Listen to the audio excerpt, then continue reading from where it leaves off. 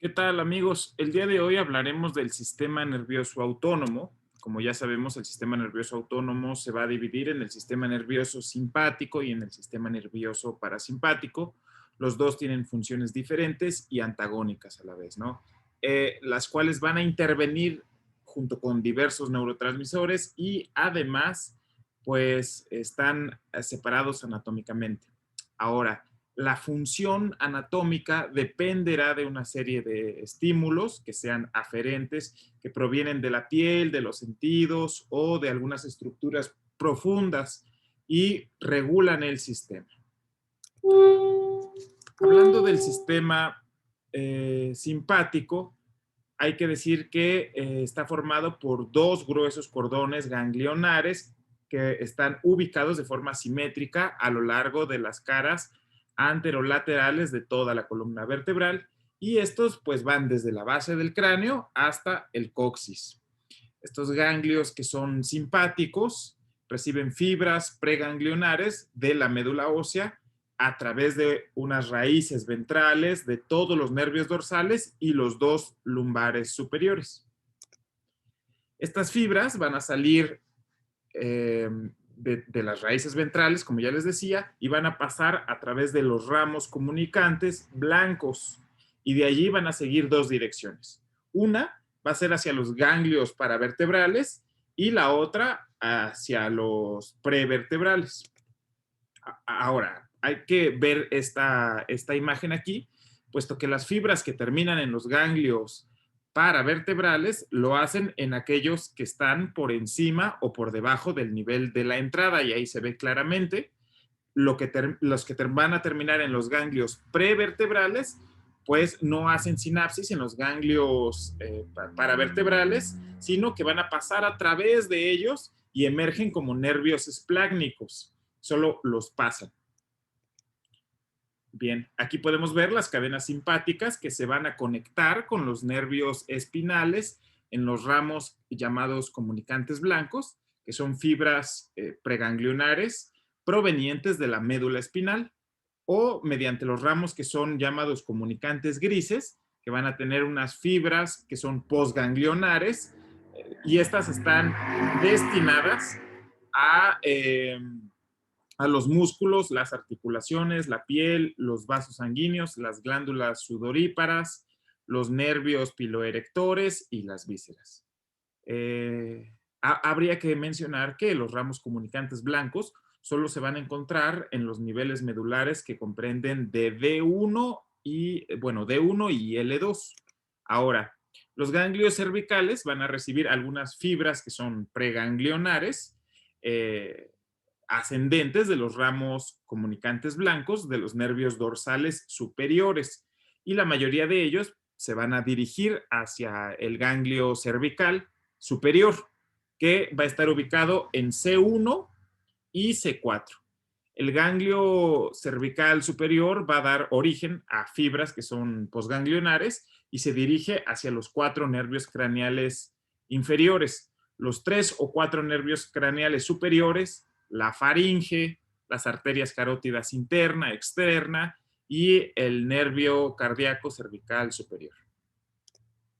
Aquí tenemos que las fibras simpáticas, que son posganglionares, van a formar los plexos alrededor de las arterias carótidas internas y externas, y desde allí se van a unir a las ramas de los nervios craneales. Estas fibras van a inervar el músculo dilatador del iris, el músculo liso elevador del párpado superior, todos los vasos sanguíneos de esa zona, las glándulas sudoríparas, los pelos de los cabellos y los vellos de la cara, y las glándulas salivales y lacrimales.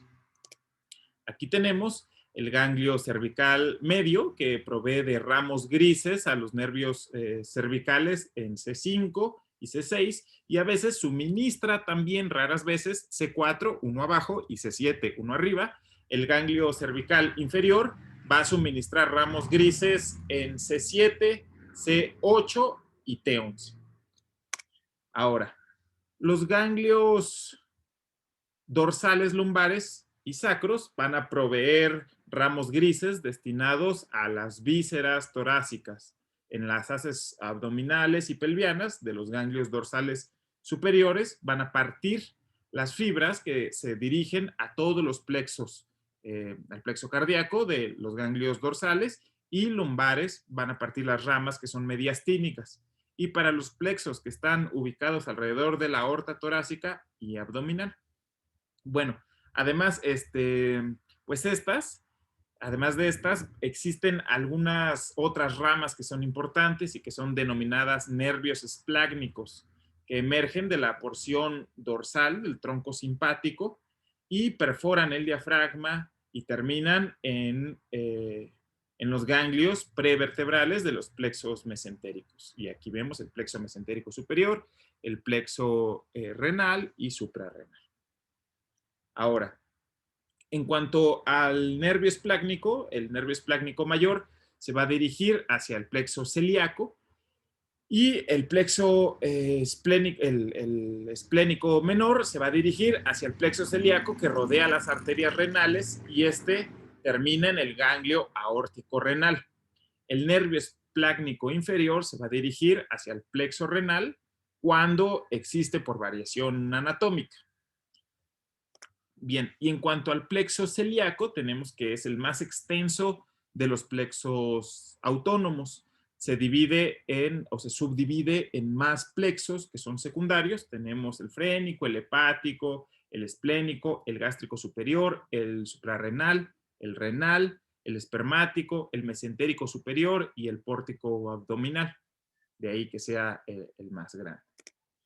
Y bueno, pues por último, habría que mencionar que a nivel de los miembros, las fibras simpáticas siempre van a acompañar a los nervios periféricos más importantes y todas las neuronas que son preganglionares liberan acetilcolina dentro del simpático, aquí lo tenemos a la izquierda, mientras que la noradrenalina se va a secretar a nivel de los nervios postganglionares.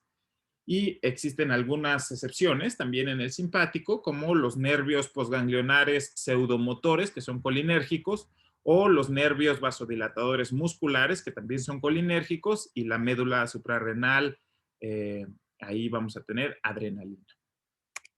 Ahora, en cuanto al sistema nervioso parasimpático, pues todos sabemos que se puede dividir en dos áreas, la parte craneal y la parte sacra. En cuanto a la parte craneal, esta va a estar constituida primeramente por el ganglio ciliar, que ahí lo tenemos, ubicado en la superficie lateral del nervio óptico, y este recibe, como se mira en la imagen, algunas fibras preganglionares del nervio ocular motor, que es el par 3, y envía fibras postganglionares hacia los esfínteres del iris y los músculos lisos del cuerpo ciliar. También tenemos el ganglio esfenopalatino, que está situado en la fosa pterigopalatina y recibe fibras del núcleo salival superior a través del núcleo facial 7 y envía fibras postganglionares si en las glándulas lacrimales, los vasos sanguíneos y la glándula de la mucosa nasal o el paladar lo amerita. Y el tercero va a ser el ganglio submaxilar. Se pueden mirar que está situado por encima de la glándula pues, submaxilar y también recibe o va a recibir fibras del núcleo salival superior y envía fibras postganglionares que se van a dirigir hacia las glándulas submaxilar, sublingual y la mucosa del piso de la boca. Bueno, por último tenemos el ganglio óptico, que va a estar situado en la parte interna del nervio maxilar y a su salida del agujero oval recibe fibras preganglionares del núcleo salival inferior del nervio glosofaringeo, es decir, el 9, y estas fibras pues no van a establecer sinapsis con células ganglionares, sino que van a inervar directamente todos los vasos sanguíneos, la musculatura lisa y las glándulas. Aquí tenemos uno muy importante que hace énfasis en el vago, y es que, bueno, pues la mayor parte de las fibras parasimpáticas preganglionares van a venir del núcleo motor dorsal del vago, el par 10, que inerva pues prácticamente todas las vísceras torácicas y abdominales, con excepción de las pelvianas. En el tórax va a terminar en los ganglios del corazón y en la musculatura bronquial, esto es importante. En el abdomen va hacia el estómago y pasa a través del plexo celíaco que ya vimos, y termina en los ganglios del intestino, el hígado, el páncreas y hasta los riñones, ¿no? Y bueno, pues en estos ganglios termina formando el plexo conocido o mientérico de Auerbach y el submucoso de Meissner, que se extiende desde la parte superior del esófago hasta el esfínter interno del ano.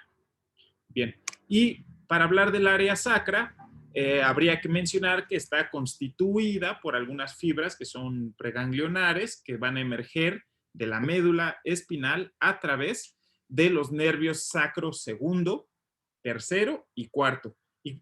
Bueno, todos juntos van a formar el nervio pelviano y se divide hacia los ganglios del plexo pelviano, mientérico y submucoso del colon, donde desciende al recto y los órganos accesorios del aparato reproductor. Las fibras provenientes sacras llegan a las vísceras que están no inervadas por el vago. Bien.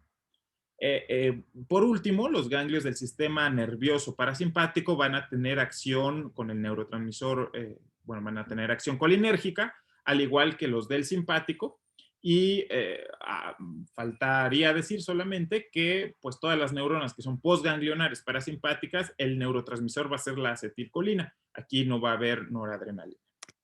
Bien, en cuanto a la exploración, es importante mencionar que se va a realizar mediante pruebas individuales para cada función y no existe una sola prueba hasta ahora que nos permita conocer la actividad autonómica en general. Las diferentes pruebas a las que se somete o se va a someter al paciente van a intentar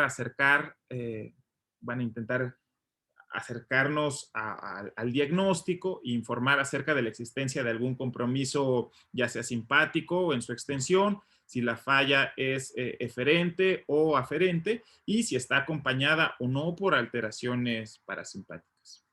El primero de estos va a ser el sudor y para determinar pues la indemnidad de las glándulas sudoríparas, pues no es muy fácil de realizar, por ello pues voy a mencionar algunas de las técnicas más frecuentemente utilizadas o que yo encontré en los libros y bueno, y recordarles que la anhidrosis, es decir, la ausencia de la sudoración, no solo ocurre en lesiones simpáticas, sino que también se observa ante la ausencia congénita de glándulas sudoríparas. Bien, ahora, la primera prueba consiste en elevar la temperatura corporal del paciente 1 grado centígrado por encima de lo normal.